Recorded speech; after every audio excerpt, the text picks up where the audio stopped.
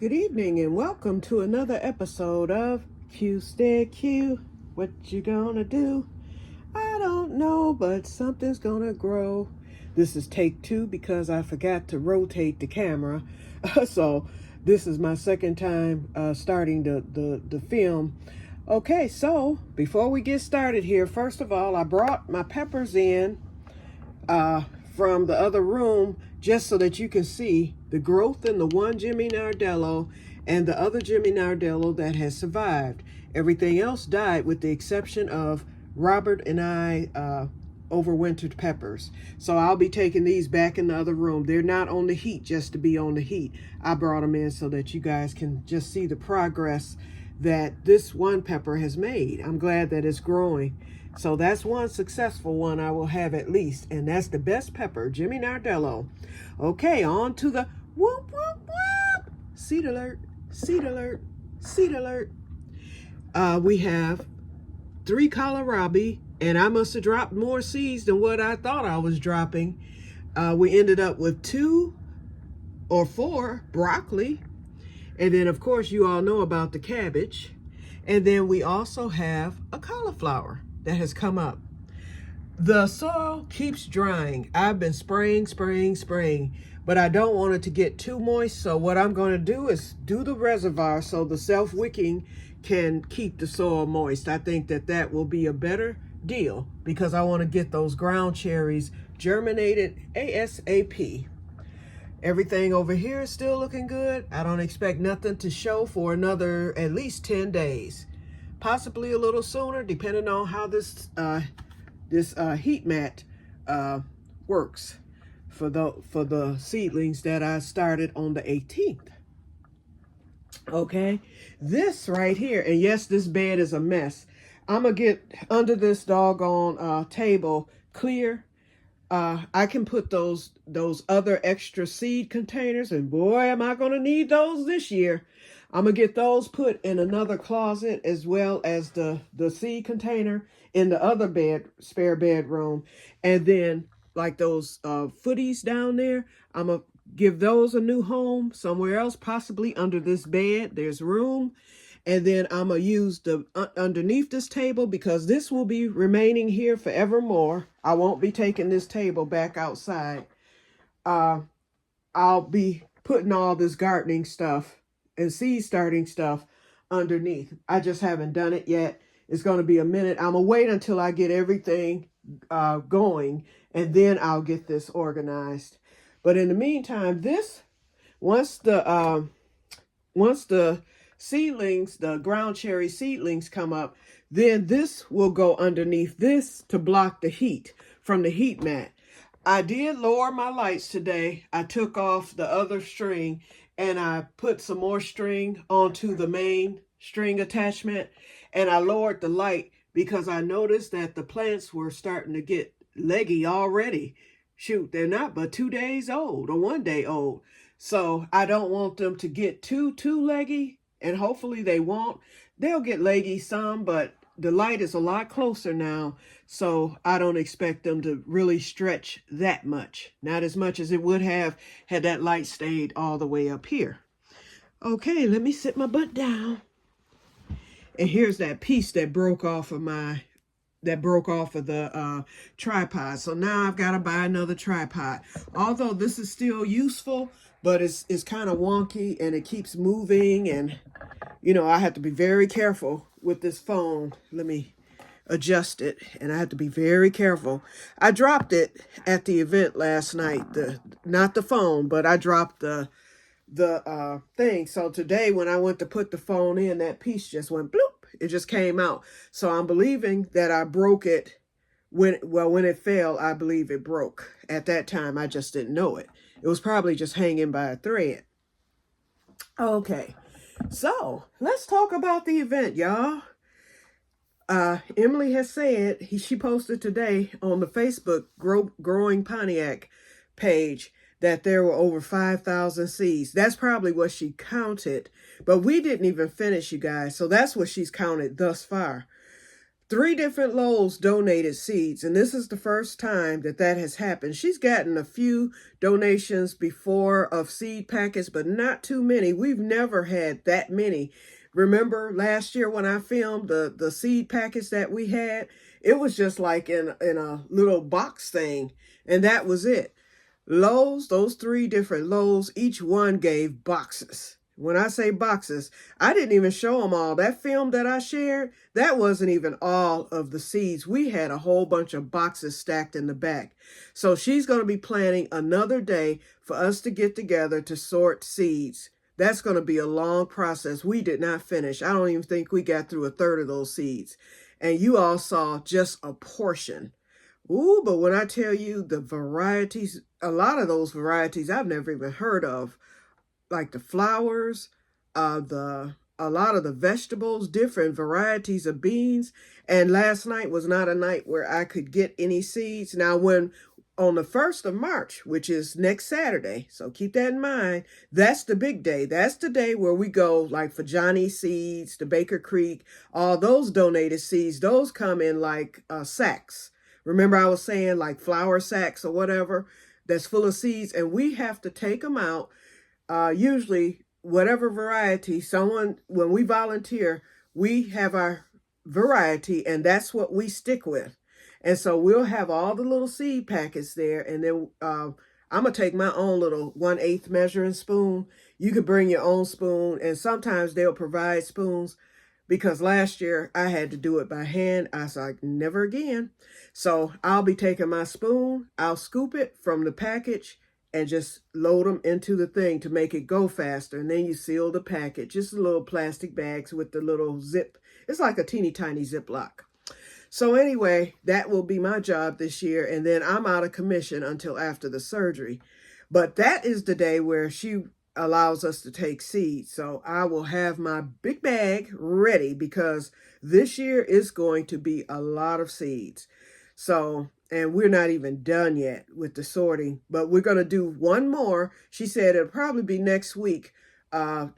She'll see if anybody wants to come like midweek, and then we go in and start sorting some of the others. We want to get as many sorted as possible. We're not going to finish, but we want to get as many as possible. So I'll volunteer for that, and then I'll volunteer also for the seed packing, when we do the packing of the seeds. So I am so excited about that. And then, wait a minute, Rashida, a lady that I know now, and we exchanged numbers last night, she had these eggs, and I'm like, girl, what you doing? You brought boiled egg for the snack? Because it was like a party, so people could bring in a snack. She was like, no, these are from my chickens. I was like, you got chickens here in Pontiac? I know some people do. You really have to have some sort of big setup because it gets so cold here. She was like, yeah, they're in my backyard. I was like, how are they surviving the cold? So she was kind of telling me her setup. She said that she has a coop that she got from our Tractor Supply. And, she has the hay in there and whatnot. She said, I keep them. She was like, I have a light in there. When they were chicks, she bought them like in September.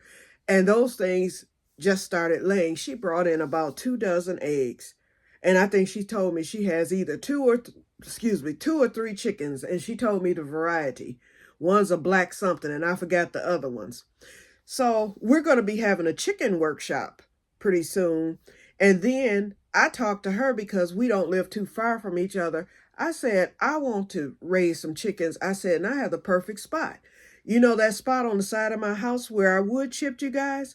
That would be the perfect chicken run, because the chicken coop can go right at the front, and it will block the chicken, from being able to fly over. But she was telling me, when she ordered her chicks or chickens, or what, I forget how she put it, she said their wings were clipped so they couldn't fly. So she said she has a chicken run, so the chickens can roam in her backyard, but they can't fly away. And they usually don't go too far from their food and their coop and stuff. So I thought about the side of my house. I said that would be perfect, because it's all fenced in, so I know the chicken can't go over. The only thing I'm scared of is maybe a squirrel or a cat, a stray cat coming through and maybe getting to my chickens, or one of those groundhogs, that type of thing. But they'll have their coop, so I'll make sure that at night they're in their coop. And then I'll open the coop like during the day so they can roam. Then for the winter, because I do have electricity outside, just like I had the deck set up for the cat I had, Muley, I can put the chicken coop, because the one that I picked the chicken coop off of Tractor Supply. It has wheels so you can move it. It's a handle and then it has a wheel, so if you need to move it around, you can. I'll move it right to the deck out there and put it there for the winter. Then that way I have the electricity right here by the door and the electricity that's outside. So if I need to put a light in for warmth, and then I'll be able to keep up, and keep an eye on it, because I have this back door right here. Feeding, when I go out each day to feed, it's just 2 steps.